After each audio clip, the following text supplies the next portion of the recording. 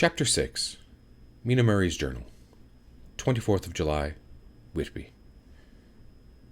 Lucy met me at the station, looking sweeter and lovelier than ever, and we drove up to the house at the Crescent in which they have rooms. This is a lovely place. The little river, the Esk, runs through a deep valley which broadens as it comes out near the harbour. A great viaduct runs across, with high piers, through which the view seems somehow further away than it really is. The valley is beautifully green. It is so steep that when you're on high land on either side, you can look right across it, unless you are near enough to see down. The houses of the old town, the side away from us, are all red-roofed, and seem piled up one over the other anyhow, like the pictures we see from Nuremberg. Right over the town is the ruin of Whitby Abbey, which was sacked by the Danes, and which is the scene of part of Malkmeon, where the girl was built up in the wall. It is a most noble ruin, of immense size, and full of beautiful and romantic bits. There is a legend there that a white lady was seen in one of the windows. Between it and the town there is another church, a parish one, round which is a big graveyard, all full of tombstones. This is to my mind the nicest spot in Whitby, for it lies right over the town and has a full view of the harbour and all up the bay, where the headland called Kettleness stretches out into the sea. It descends so steeply over the harbour that part of the bank has fallen away, and some of the graves have been destroyed. In one place, part of the stonework of the graves stretches out over the sandy pathway far below, and there are walks with seats beside them through the churchyard, and people go there to sit all day long looking at the beautiful view and enjoying the breeze. I shall come here and sit here very often myself and work. Indeed, I am writing now, with the book on my knee, and listening to the talk of 3 old men who are sitting beside me. They seem to do nothing all day but sit up here and talk. The harbour lies below me, with, on a far side, one long granite wall stretching out to the sea, with a curve outwards at the end of it, in the middle of which is a lighthouse. A heavy seawall runs along the outside of it. On the near side the seawall makes an elbow crooked inversely, and its end too has a lighthouse. Between the 2 piers is a narrow opening into the harbour, which then suddenly widens. It is nice at high water, but when the tide is out it shoals away to nothing, and there is merely the stream out of the Esk, running between the banks of sand with the rocks here and there. Outside the harbour on this side there rises, for about half a mile, a great reef, the sharp edge of which runs straight out from behind the south lighthouse. At the end of it is a buoy with a bell, which swings in bad weather, and sends in a mournful sound on the wind. They have a legend here that when a ship is lost, bells are heard out at sea. I must ask the old man about this. He's coming this way. He must be awfully old, for his face is all gnarled and twisted like the bark of a tree. He tells me he is nearly 100, and that he was a sailor in the Greenland fishing fleet when Waterloo was fought. He is, I'm afraid, a very sceptical person, for when I asked him about the bells at sea and the white lady in the abbey, he said very brusquely, "I wouldn't fash myself about them, miss. Them things be all worn out. Mind you, I don't say they never was, but I do say they wasn't in my time. They be all very well for comers and tippers and the like, but not for a nice young lady like you. Them feet folks from York and Leeds always be eating cured herring and drinking tea and looking out to buy cheap jet would creed all. I do wonder myself who'd be bothered telling them lies, even the newspapers, which is full of fool talk." I thought he would be a good person to learn interesting things from, so I asked if he would mind telling me about whale fishing in the old days. He was just settling into himself when the clock struck 6, whereupon he laboured to get up and said, "I must gang agree where it's home now, miss. My granddaughter doesn't like to be kept waiting when the tea is ready, for it takes me time to cramble upon the greens, for there be a many of 'em. And miss, I'll lack the belly timber sairly by the clock."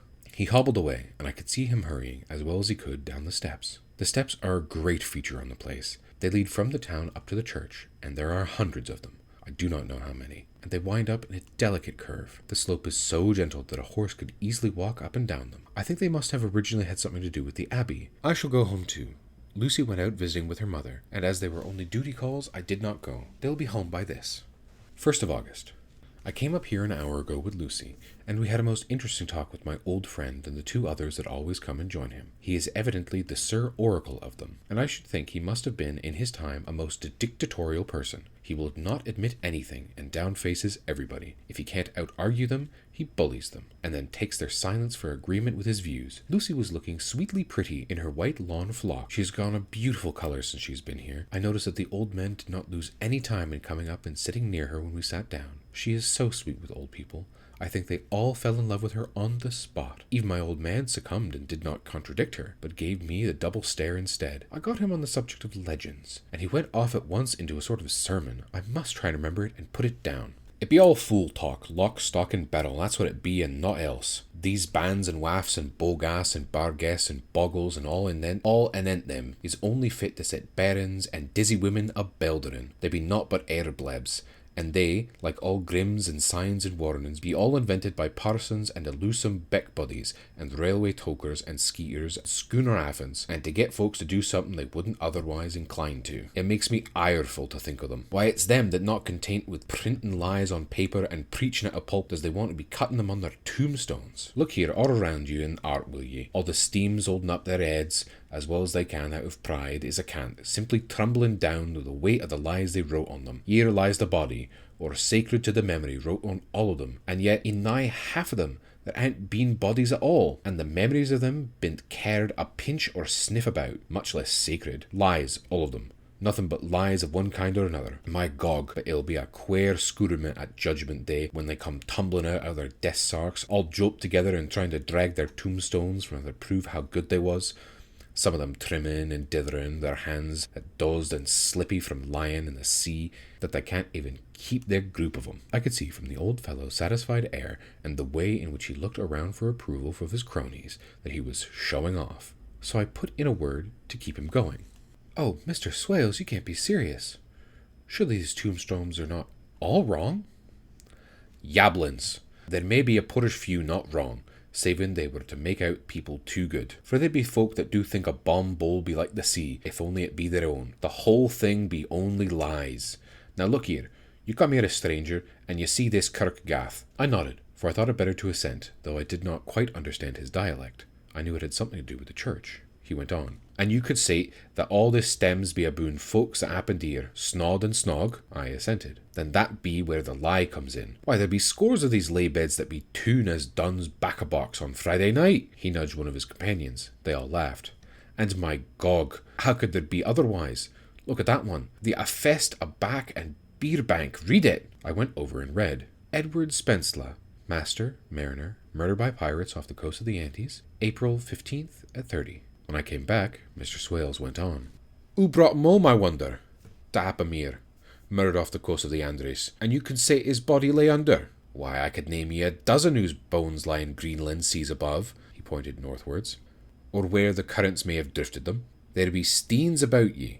Ye can, with your young eyes, read the small print of the lies from here. This Brandwaith Lowry, I knew his father, lost in the lively of Greenland in 20, or Andrew Woodhouse, drowned in the same seas in 1777, or John Paxton, drowned off Cape Farewell a year later, or John Rowlings, whose grandfather sailed with me and drowned in the Gulf of Finland in 50. Do you think that all these men would have to make a rush to Whitby when the trumpet sounds? I have me anthems about it. I tell ye, when they got here, they'd be a jomlin and jostling one another in the way it'd be like a fight up on the ice in the old days, when we'd be at one another from daylight to dark, and tying up your cuts by the way of the light of the Aurora Borealis." This was evidently a local pleasantry, for the old man cackled over it, and his cronies joined with gusto. "But," I said, sure you're not quite correct, for you start on the assumption that all the poor people, or their spirits, will have to take their tombstones with them on Judgment Day. Do you think that'll really be necessary?" "Well, what else are the tombstones for? Answer me that, miss."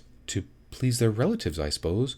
"To please a relative, you suppose?" He said this with immense scorn. "How will it pleasure their relatives to know that lies is wrote over them, and that everybody in the place knows they be lies?" He pointed to a stone at our feet which had been laid down as a slab on which the seat was rested, close to the edge of the cliff. "Read the lies on that thruff stane," he said. The letters were upside down where I sat, but Lucy was more opposite to them, so she leant over and read. "Sacred memory of George Cannon, who died in the hope of a glorious resurrection on July 29th, 1873. Falling from the rocks at Kettleness, this tomb was erected by his sorrowing mother to her dearly beloved son. He was the only son of his mother, and she was made a widow. Really, Mr. Swales, I don't see anything very funny in that." She spoke her comment very gravely and somewhat severely. "You don't see aught funny? That's 'cause you don't gam the sorrowing mother that was a hell cat and ate him 'cause he was awkward. A regular lamb-eater he was. And he ate her so much that he committed suicide in order she mightn't get and shouldn't she put on his life. He blew nigh the top of his head off with an old musket they had for scaring crows with. 'Tweren't for the crows then, for it brought the clegs and drops to him. That's why he fell off the rocks. And as to the hopes of a glorious resurrection, I often heard him say mysel that he hoped to go to hell, for his mother was so pious that she'd sure as go to heaven, and he didn't want to addle where she was. Now, isn't that steen at any rate? He hammered it with his stick as he spoke. A pack of lies? And it won't make Gabriel keckle when Geordie comes panting up the trees with a tombstone balanced on his hump and asks it to be took as evidence. I did not know what to say, but Lucy turned the conversation as she said, rising up, "Oh, why do you tell us of this? This is my favourite seat, and I cannot believe it. And now I must go on sitting over the grave of a suicide?" "That won't harm ye, me pretty, and it make a poor Geordie gladsome to have so trim a lass sitting on his lap. That won't hurt ye. Why, I've sat here off and on for 20 years past, and it doesn't do no harm to me. Don't ye fash about them as lies under ye, or that doesn't lie there either. It'll be time for ye to be getting scart when ye see the tombstone all run away with, and the places as bare as a stubble field. There's the clock, and I must gang. My service to you, ladies." And he hobbled off. Lucy and I sat a while, and was all so beautiful before us that we took our hands as we sat, and he told me all over again about Arthur and their coming marriage, and that made me just a little heartsick, for I hadn't heard from Jonathan for a whole month. Same day. I came up here alone, for I am very sad. There was no letter for me. I hope there cannot be anything the matter with Jonathan. The clock has just struck 9. I see the lights scattered all over town, sometimes in rows where streets are, and sometimes singly. They run right up the Esk and die away on the curve of the valley. To my left, the view is cut off by a black line of roof of the old house next to the abbey. The sheep and lambs are bleating in the fields behind me, and there's a clatter of donkeys' hooves up on the paved road. The band is on the pier, playing a harsh waltz in good time, and further along the quarry there's a Salvation Army meeting in a black street. Neither of the bands hears each other, but up here I can see and hear them both. I wonder where Jonathan is, and if he's thinking of me. I wish he were here. Dr. Seward's Diary, 5th of June. The case of Renfield grows more interesting the more I get to understand the man. He has certain qualities that are very largely developed: selfishness, secrecy, and purpose.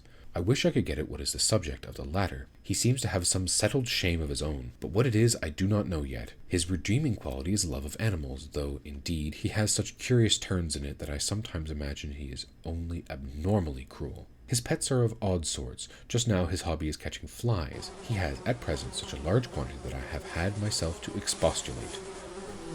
To my astonishment, he did not break out into a fury, as I expected, but took the matter in simple seriousness. He thought for a moment and then said, "May I have 3 days? I shall clear them away." "Of course," I said. "That would do. I must watch him." 18th of June. He has turned his mind now to spiders. He's got several very big fellows in a box. He keeps feeding them with his flies, and the number of the latter is becoming sensibly diminished, although he has used half his food in attracting more flies from outside his room. 1st of July. His spiders are now becoming as great a nuisance as his flies, and today I told him he must get rid of them. He looked very sad at this, so I said that he must clear out some of them at all events. He cheerfully acquiesced in this, and I gave him some time before reduction. He disgusted me much while with him, for a horrid blowfly, bloated with some sort of food carrion, buzzed into the room.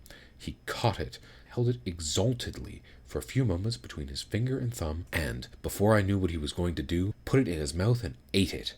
I scolded him for it, but he argued quietly that it was good and very wholesome, and that it was life, strong life, gave life to him. This gave me an idea, or the rudiment of one.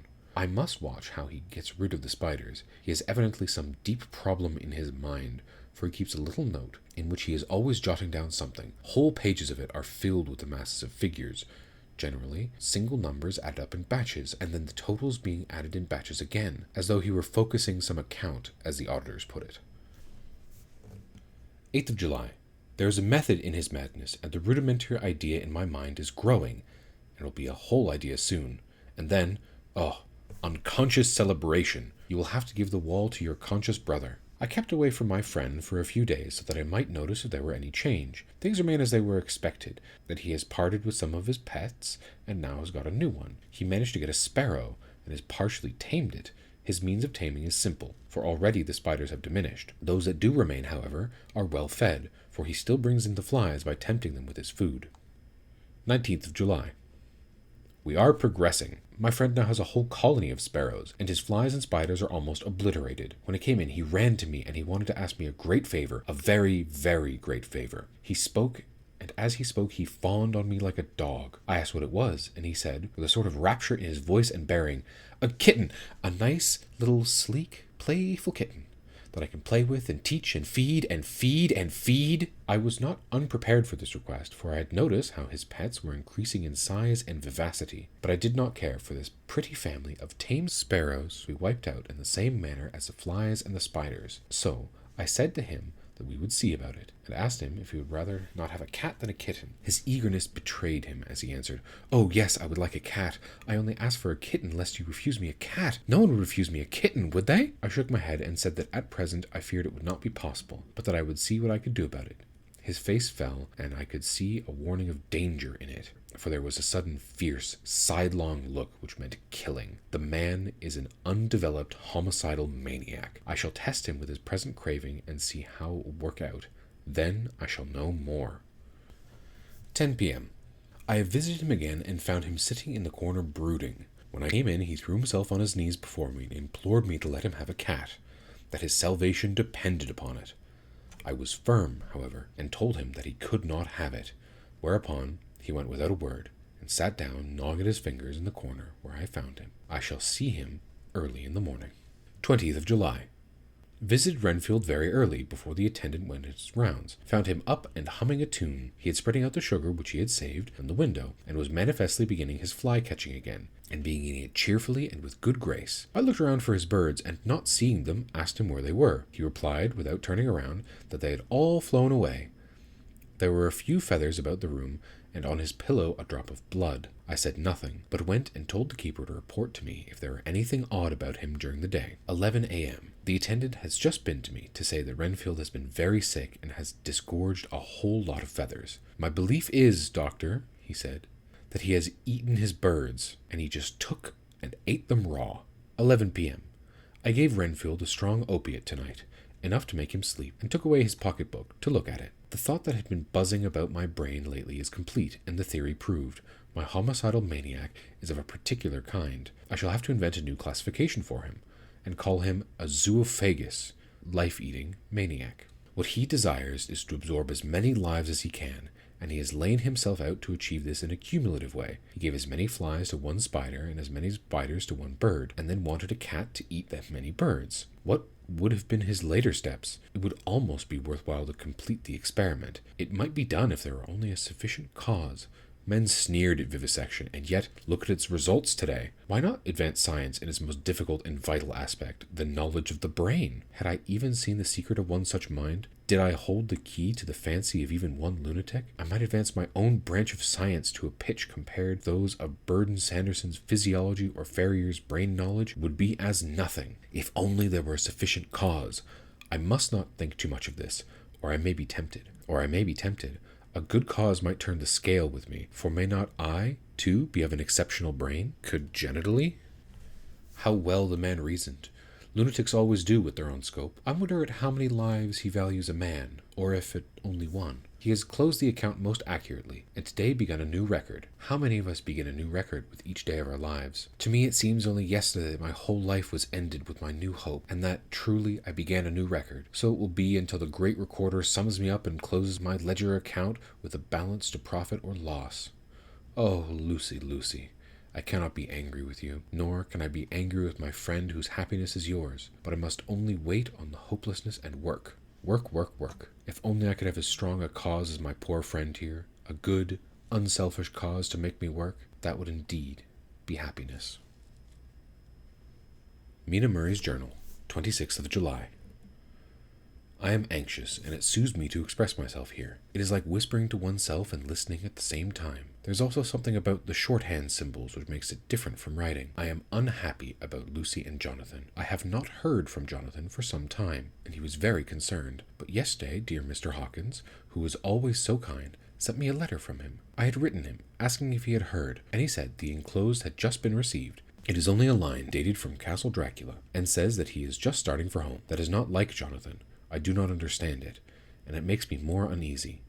Then, too, Lucy, although she is well, has taken to her old habit of walking in her sleep. Her mother has spoken to me about it, and we have decided that I am to lock the door to our room every night. Mrs. Westerner has gotten the idea that sleepwalkers can go out on roofs of houses and along the edges of cliffs and then get suddenly wakened and fall over with a despairing cry that echoes all over the place. Poor dear, she is naturally anxious about Lucy, and tells me that her husband, Lucy's father, had the same habit, that he would get up in the middle of the night and dress himself and go out if he were not stopped. Lucy is to be married in the autumn, and she is already planning out her dress and how her house is to be arranged.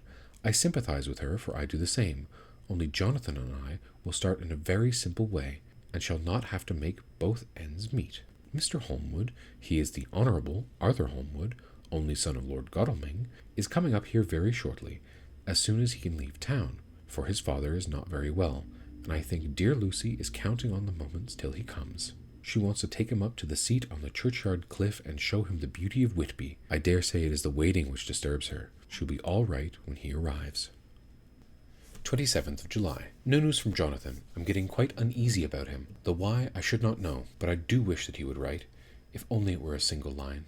Lucy walks more than ever, but at each night I am awakened by her moving about the room. Fortunately, the weather is so hot that she cannot get cold, but still, the anxiety and the perpetual being wakened is beginning to tell on me, and I am getting nervous and wakeful myself. Thank God Lucy's health keeps up. Mr. Holmwood has been suddenly called to ring to see his father, who has seriously taken ill. Lucy frets at the postponement of seeing him, but it does not touch her looks. She is a trifle stouter, and her cheeks are a lovely rose pink. She has lost that anemic look which she had.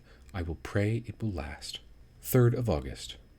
Another week gone, and no news from Jonathan, not even to Mr. Hawkins, from whom I have heard. Oh, I do hope he is not ill. He will surely have written. I look at that last letter of his, but somehow it does not satisfy me. It does not read like him, and yet it is his writing.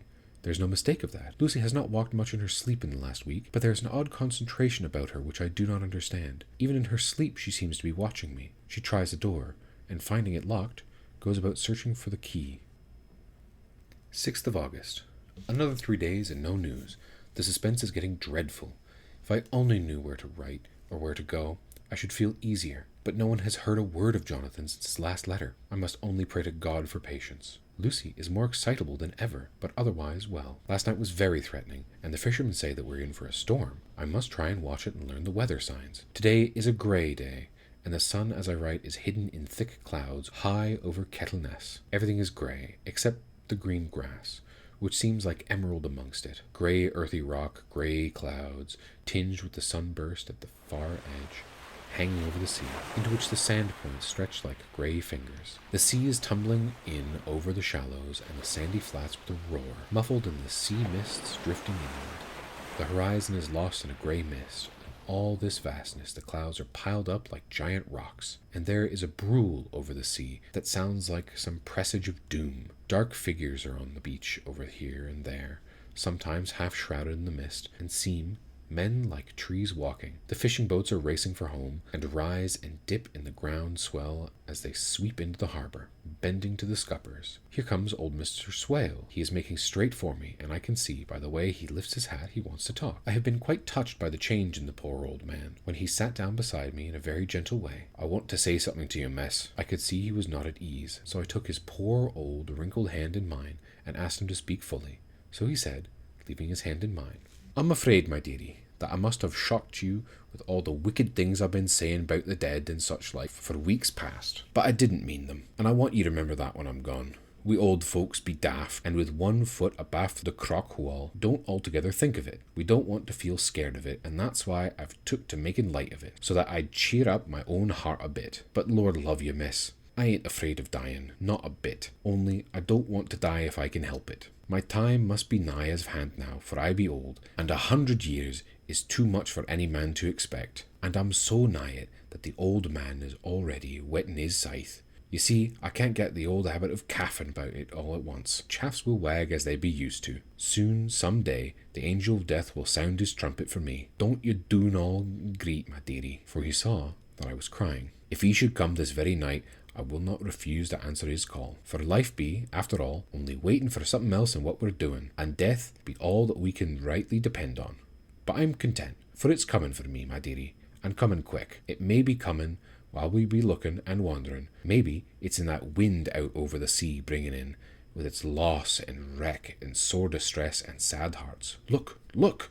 Cried suddenly. There is something in that wind in the host beyond that sounds and looks and tastes and smells like death. It's in the air. I feel it coming. Lord, make me answer cheerful when my call comes. He held up his arms devoutly, raised his hat, and his mouth moved as though he were praying. After a few minutes' silence, he got up, shook hands with me, and blessed me, and said goodbye, and hobbled off. It all touched me, and upset me very much. I was glad when the Coast Guard came along with his spyglass under his arm. He stopped to talk with me, as he always does, but all the time kept looking at a strange ship. I can't make her out, he said. She's Russian by the look of her, but she's knocking about in the queerest way. She doesn't know her mind a bit. She seems to see the storm coming, but can't decide whether to run up north in the open or to put out here. Look there, again! She is steering mightily strangely, for she doesn't mind the hand on the wheel. It changes with every puff of wind. We'll hear more of her before this time tomorrow. End of chapter 6.